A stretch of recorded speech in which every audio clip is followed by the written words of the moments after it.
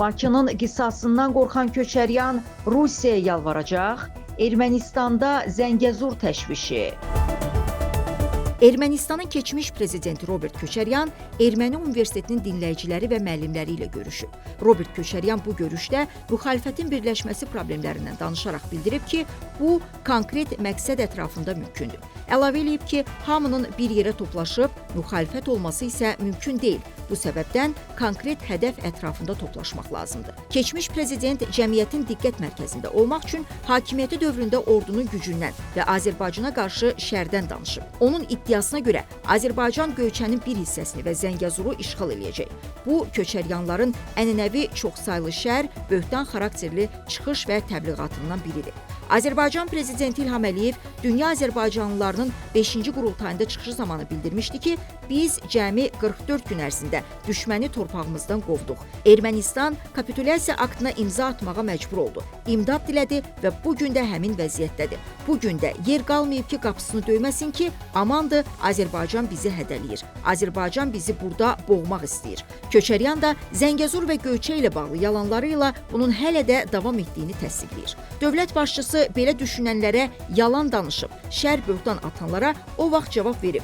Biz öz vəzifəmizi icra eləmişik. Bizim başqa dövlətlərin torpağında gözümüz yoxdur. Heç vaxt olmayıb. Ancaq biz öz torpağımızı heç kimə verəsi deyilik və 2-ci Qarabağ müharibəsi bunu bir daha sübut elədi. Köçəryan bu iddiası yalanı ilə ideyasız erməni cəmiyyətini yenidən müharibəyə hazırlamağa səy göstərir. O iddia eləyir ki, başçılıq elədiyi dövrdə Ermənistan ordusu Azərbaycandan güclü olub. Təəssüf ki, Xocalı və Qarabağda törədilən bir çox cinayətlərin təşkilatçısı öz millətinin qanını tökdüyünə görə də cəzasız qalmış bu siyasi fiqur reallığı unutur. Çünki Qarabağın işğalı zamanı Ermənistan ordusu yarananda, yaxud onlara silah veriləndə Azərbaycanda ov tüfəngləri ilə Sovet, sonra Rusiya-Ermənistan hərbi birliyinə qarşı müqavimət göstərilirdi.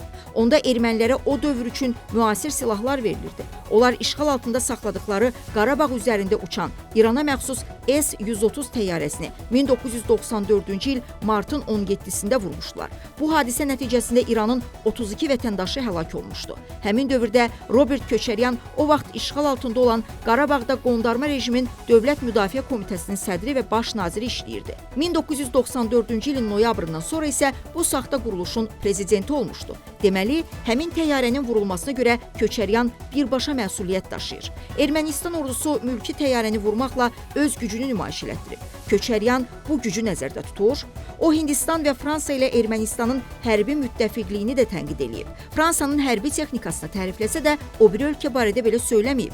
O, ölkəsi üçün yeni hərbi müttəfiq axtarmaq ideyasını irəli sürüb. Bunu tarixi faktlar da təsdiqləyib ki, Azərbaycan torpaqlarını Ermənistan Rusiyanın hərbi siyasi dəstəyi, yardımı ilə işğal eləmişdi. Onun təriflədiyi silahlı qüvvələr mifi 44 gün ərzində darmadağın edildi. 2010-cu ilin iyununda Mübariz İbrahimov Köçəryan Sarkisyan ordusuna Azərbaycan əskərinin gücünü göstərmişdi. Yeri gəlmişkən onda Köçəryanın güc tətbiqi ilə prezident elədiyi Sarkisyan ali baş komandan idi. Bununla həm də Köçəryan Sarkisyan cütlüyünün qurduğu ordunun, Ermənistan silahlı qüvvələrinin mövcudluğu bitdi. Odur ki, onun iddia elədiyi kimi Ermənistan heç vaxt Azərbaycandan irəlidə olmayıb. Sadəcə onun arxası olub. Arxalı köpək isə qurd basar. Köçəryan Rusiya ilə Ermənistan hakimiyyətinin davranışına da etiraz edərək deyib ki, ona belə münasibət göstərmək olmaz. Nikol Paşinyan isə ötən gün Rusiya ilə münasibətləri korlamaq, pozmaq niyyətində olmadıqlarını vurğulayıb. Keçmiş prezident bununla da Moskvasevər erməni cəmiyyətini ətrafında toplayaraq güc olmağı hədəfləyir. Köçəryan çıxışı və cavabları ilə Rusiyadan başqa Ermənistan üçün etibarlı hərbi siyasi müttəfiqin ola bilməyəcəyini söyləyib. O, Ukrayna hadisələrinin baş verməsində NATO-nu tənqid eləməklə rəsmi İrəvanın bu alyansla gələcəkdə əlaqələri inkişaf etdirmək istəyini də tənqid edib. Köçəryan bu görüşdə erməni cəmiyyətinə hələ də yararlı ola biləcəyi ismarışını verib. Bu səbəbdən də keçmişdəki cinayətlərini uğur kimi təqdim edib. O, həm də revanş eləmək istədiyini də gizlətmir. Ermənistana prezident təyin olunmazdan əvvəl o, işğal zamanı Azərbaycan torpaqlarında ermənilərin və havadarlarının işlətdikləri bütün cinayətlərdə bu və ya başqa şəkildə iştirakçıdır. Odur ki, Azərbaycan dövlətinə qarşı hərbi cinayətlərdə təqsirləndirilənlərin sırasında onun yeri boşdur. Sədrəddin İsmailov, Leyla Mehdi qızı, Report.